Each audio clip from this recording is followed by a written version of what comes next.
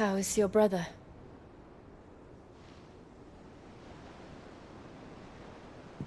Asleep since I returned from the Dominion. Taya says he should be back on his feet soon enough.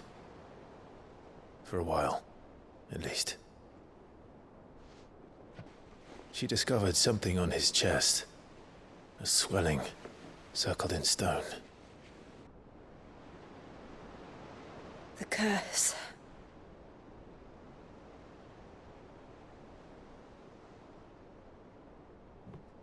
For every mountain we climb, another rises up to greet us, doesn't it? It's never ending.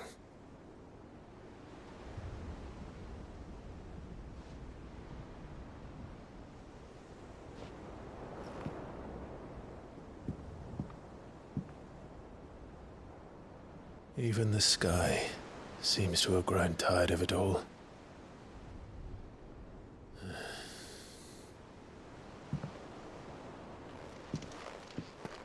Otto, how fares the realm?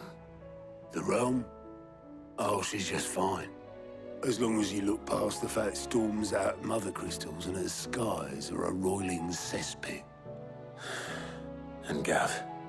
He's with your uncle in the Free Cities, helping Mid with her project. Sent an owl their way the moment the winds turned foul. Still waiting on a reply, though. Do you have any good news? Well, that depends on your definition of good. All right, fine. What do you suggest we do? Oh, no, I'm just a messenger. I leave the scheming to those more suited to the task. Could be that Lady Vivian and Old Tomes have their own thoughts on the current state of things. Could be that they don't. It certainly can't hurt to ask. I suppose not. How is it that every one of your little excursions presages some inexplicable catastrophe? Not that you are to blame for the Dominion's fate. No one could have predicted the actions of the Crown Prince. I'm sorry I couldn't save your home. My countrymen are stronger than you think. A few toppled clock towers won't break their spirits. They'll be back on their feet in no time. I hope so. Look at us. Bluer than a pair of bog crabs. Tempting though it may be, sulking will not help us find a solution to this mess. You believe there's one to be found? I don't know. But I am certain we're more likely to find it if we first examine the facts.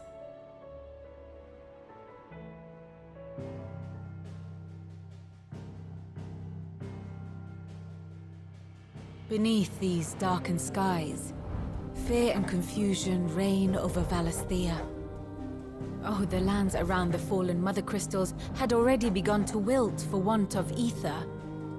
But not like this. Crystals that filled wells and fueled furnaces. Now nothing but pretty shards of rock. And those that hang from the people's necks cast nary a glimmer of light to keep the dark at bay. It is only a matter of time before the common folk convince themselves that the end of days is upon us. Yet I fear a swift end is more than we can hope for. While most of the world thirsts for ether, the remainder drowns in it, spawning Akashic in droves.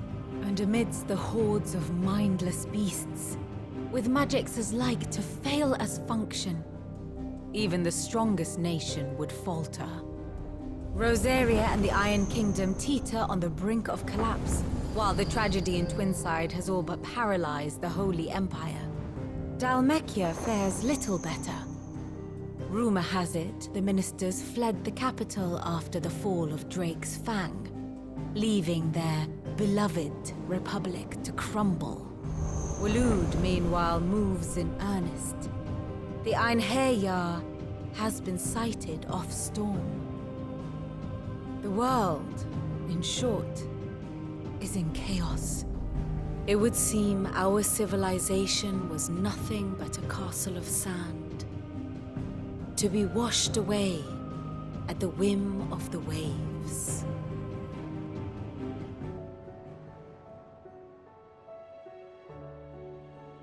A castle of sand. Not my best flourish, but it seemed fitting. The reports I've received are considerably more blunt in their appraisal. Without the protection of their nations, it will fall to the people to defend themselves against those who would take what is theirs. Which is only ever going to end one way. Defending a farmhouse against a band of chocobo thieves is one thing, but pitchforks and palisades will do little to stall an army's advance. Should the King of Waloed deign to invade, there would be none to stop him. None but us. Let me guess. You're here about the skies. Is there anything you don't know, Lawsman? It doesn't take a court astrologer to augur the obvious. As for what has disturbed the heavens, that, I believe, is a question the Fallen might be better placed to answer than I. And on the 6th day did the gods tear the sun from the firmament, visiting darkness upon their prideful sons and daughters. But I dare say you remember your childhood lessons on the sins of Zemeckis only too well. You think they're connected? That Ultima was one of the gods responsible? Well, he has certainly exhibited powers that we mortals would associate with the divine. There is nothing divine about him. But he wouldn't be the first god of whom that could be said, now would he? Yet for all the fairy tales that tell of the sins, there is almost nothing in the way of actual historical accounts. Had I the Journal of Moss the Chronicler, I may have been able to tell you more, but alas, I fear all remaining copies have been lost to time. You will forgive me, I hope? Certainly not. Because there is nothing to forgive. Even without this journal, you provided us ample wisdom. And we will always be grateful for it. Clive, we have a problem. Only one. That would be a first. It would. Actually, there are 3. We had as many owls arrive while you were at the shelves. Martha's got a Akashic at her gates, and talk of monsters roaming the hills outside of Northreach has put the wind up Isabel and her lot. And don't forget Dalimil. Lubor says the village was raided by bandits. When it rains... It fucking pours. The curse breakers are spread thin, taking stock of the damage in the Dominion. And even if I could get word to all of them, I doubt they'd get here in time to make any real difference. Which means there's only 2 people who can. Jill and I. Let them know we're on our way.